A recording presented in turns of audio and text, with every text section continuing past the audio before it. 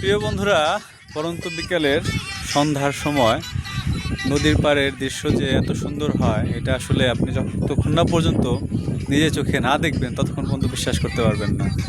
তো প্রিয় বন্ধু, আসলে প্রত্যেকটা মানুষেরই কিন্তু বিনোদনের প্রয়োজন আছে, বিভিন্ন জায়গায় ঘুরতে যাওয়ার প্রয়োজন আছে।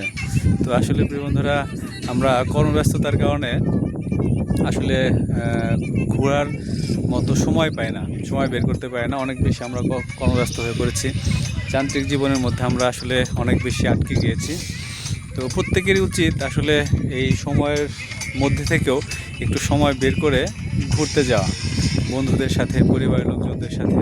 দেখবেন আপনি যদি একটু নতুন জায়গাতে যান, আপনার মনের মধ্যে কিন্তু একটু নতুনত্ব আসবে, একটা পরিবর্তন কিন্তু আসবে। বন্ধুরা, আজকে আমি এই মুহূর্তে নদীর পাড়ে এসেছি, পদ্মা নদীর পাড়ে। এটা মানিকগঞ্জ জেলায়, আমার নিজের জেলাতেই।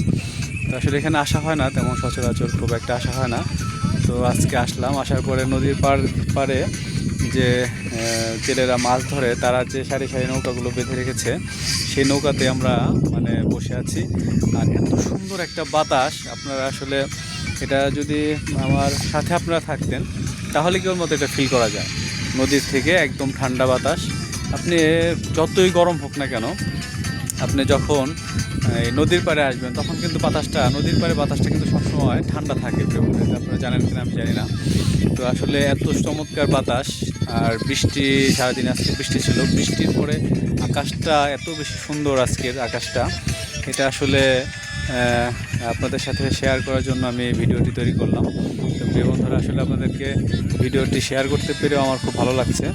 তো আমি আসলে চেষ্টা করব প্রায় আমার এই নদীর পাড়ে আসার জন্য। আজকের এই পরিবেশটা দেখার পর আমি আসলে সত্যি মুগ্ধ।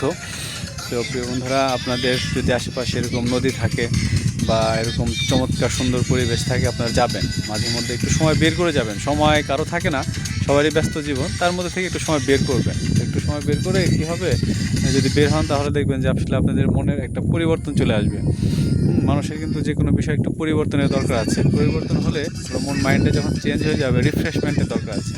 রিফ্রেশমেন্ট হলে কিন্তু প্রত্যেকটা কাজেরই উদ্দীপনা বাড়ে এবং নিজের মধ্যে একটা নতুনত্ব খুঁজে পাওয়া যায়, নতুনভাবে নিজেকে তৈরি করা যায়। তো প্রিয় বন্ধুরা, আমি নিজেকে হয়তো আজকে নতুনভাবে এই নদীর পাড়ে এসে নিজেকে নতুনভাবে খুঁজে পেয়েছি।